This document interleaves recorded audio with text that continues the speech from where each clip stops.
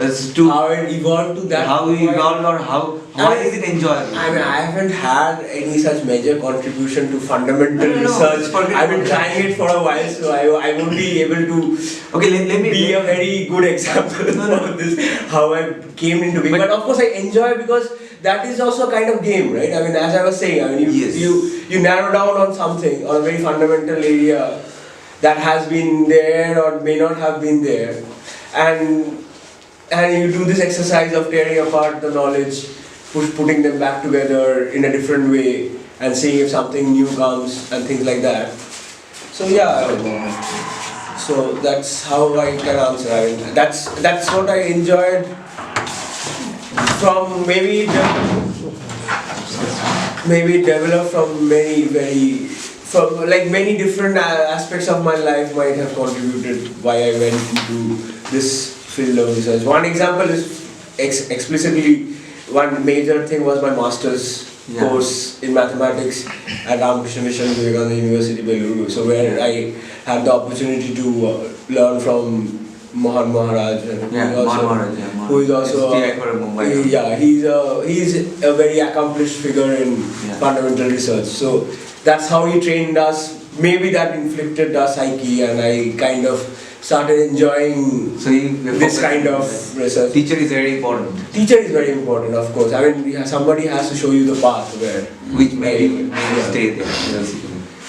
Right, so I have a question for Abhilash. I mean, I have been trying to come up with it sometimes. So, I would like to know a few examples of fundamental research that you think have been revolutionary, and why. I should ask questions.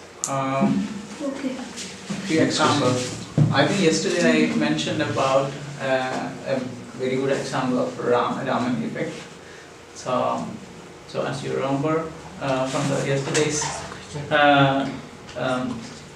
discussion, so basically Raman and his I think his colleague Krishnan, these two actually found out that the light, which when it goes through the molecules, a very fraction of the light gets frequency shifted, and this frequency shift can actually give some signature of the molecules inside. And after 70 to 80 years after getting Nobel Prize, and people are still using this technique for detecting molecules and other materials inside matter.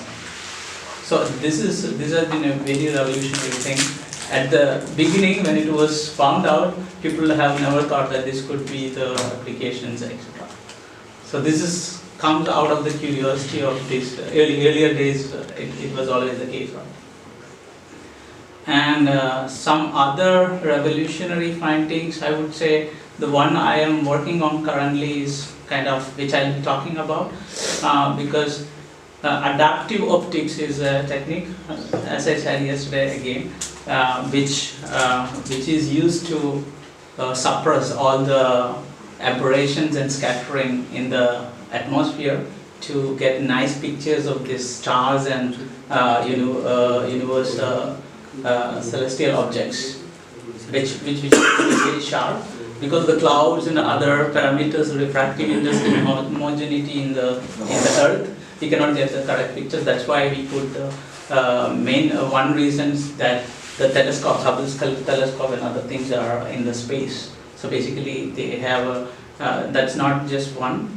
They can actually run around Earth to get the full view of the far objects around Earth. So but recently, last 10 years ago, there was a pioneering work by Ivo and Allah. These were colleagues of me and Sid. They have found a new technique called wavefront shaping.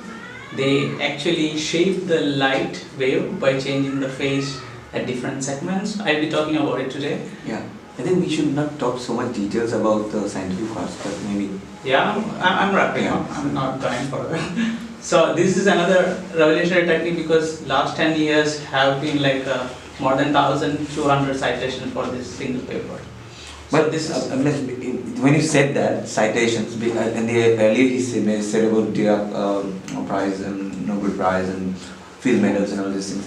So basically, now in applied research, citation is one of the things which is taken into account that very much seriously at this point of time, even possibly more than now H index and all these things. Yes. That how impactful is your research is, and then how it should, how it has been affected the whole scientific in the industry, we can possibly say, or I don't like the industrialized, I would say. So yeah, so the main reason why I have used the word industry here is that because it is caused by not by the scientist, it is caused by the publishing house.